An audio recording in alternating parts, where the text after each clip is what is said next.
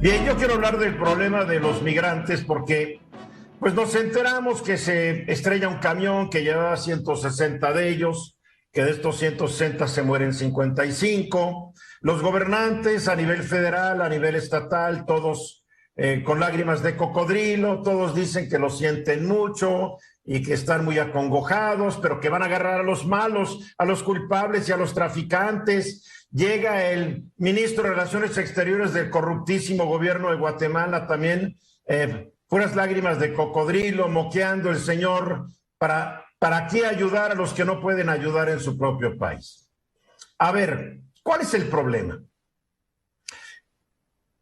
En el año fiscal estadounidense, porque Estados Unidos da sus datos según su año fiscal y el año fiscal de Estados Unidos empieza el 1 de octubre de cada año y termina el 30 de agosto del año siguiente. En el año fiscal, que fue del 1 de octubre de 2020 al 30 de agosto de 2021, los agentes migratorios estadounidenses, la Migra, la patrulla fronteriza, tuvo 1,659,206 encuentros con migrantes. ¿Qué es un encuentro? Pues es un contacto de un agente de la Migra con un migrante extranjero.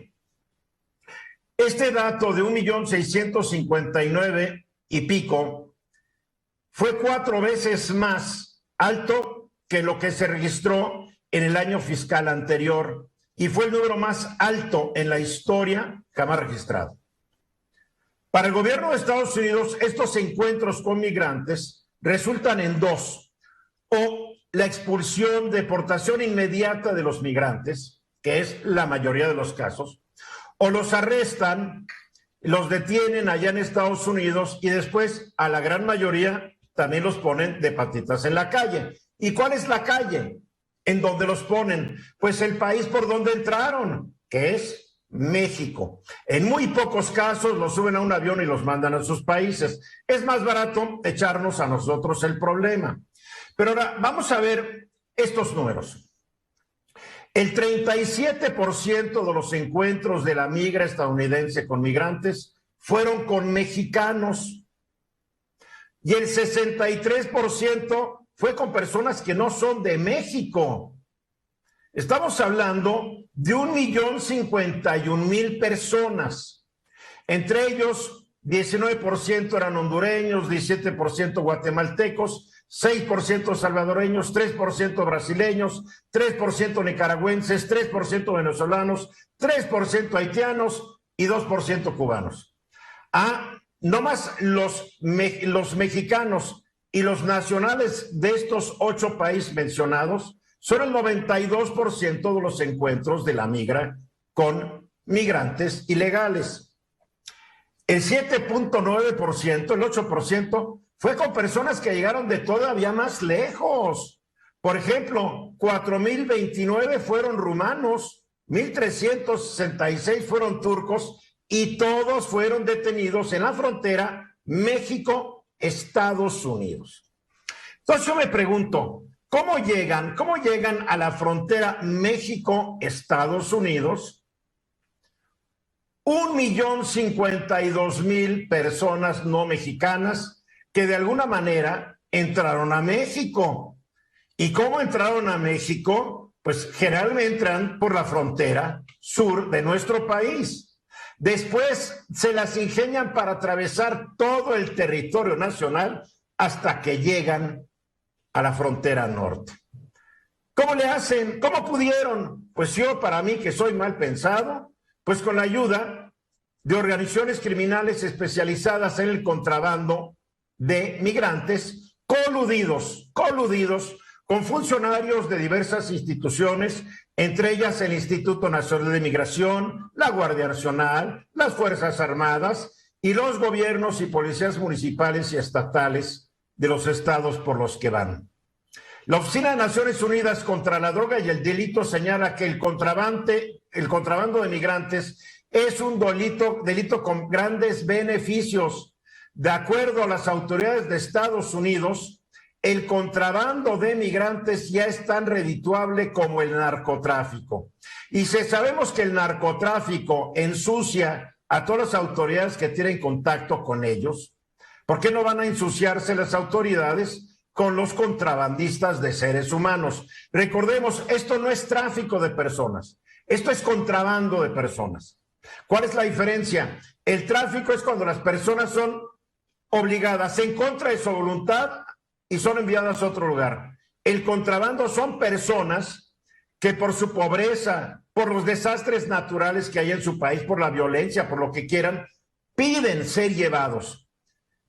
Aquí lo más curioso, que tampoco debe sorprendernos, es que como en la mayoría de los delitos que ocurren en México, la impunidad campea.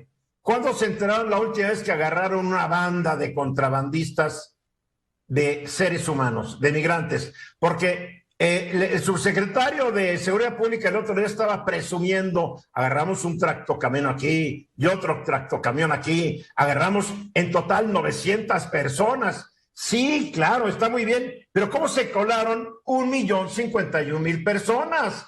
Que me lo explique el presidente, ya que sus achichicles no dan una, Venus. Sí, a mí, como tú dices, es evidente, y no estamos hablando de 100 migrantes, 200 migrantes en un año, estamos hablando de esa cantidad de 1,051,169. Que no los vea nadie, porque llegan por la frontera sur y recorren todo el país, y que nadie los vea, solo de vez en cuando. Sí los vemos cuando los matan, cuando se estrella el tráiler, es cuando los vemos, o cuando de plano se sublevan, como los que están marchando a la Ciudad de México. El presidente dice que en su gobierno, que en el gobierno federal, ya no hay corrupción, lo dice con mucha energía y muy tajantemente, pero con el Instituto Nacional de Migración y los 22,000 o más de 22,000 efectivos de la Guardia Nacional que supuestamente están atendiendo el problema, no se ve claro, y el contrabando está todo lo que da. José Luis. Vamos a tratar de ponerle, bueno, primero una reflexión. Todos somos migrantes. La especie humana se originó del Valle del Rift, en África. Claro. Hoy estamos en México y todos somos migrantes o descendientes de migrantes. Este problema o esta situación no va a desvanecerse, pero tratemos de ponerle cifra. Se dice que cada migrante paga entre 5 y hasta $15,000 para ser contrabandeado por territorio mexicano. Si es la cifra de $5,000 o la cifra de 15,000, aún tomando la más chica que es de 5,000, este negocio ya es de cientos de millones de dólares, lo cual lo hace muy apetitoso y evidentemente... Más bien de miles de millones de dólares. Correcto. 5,000 por 1 millón te da 5,000 millones. Lo cual lo hace un negocio muy apetitoso para el crimen organizado o para cualquier pollero que quiera ser contrabandista. Rápidamente, Ángelo, nos quedan 30 segundos, un comentario final. Sí, bueno, la porosidad en la frontera es una consecuencia de la informalidad que muchas veces hace que esto se vea desordenado, ¿no? Tenemos que empezar a poner orden en la frontera. Que la informalidad de nuestras autoridades, dirás, porque que no se vaya a confundir con el comercio informal. Ambas. Informalidad ambas. de las autoridades. Ambas. Mensajes. Esta fue una producción de Grupo Fórmula. Encuentra más contenido como este en radioformula.mx.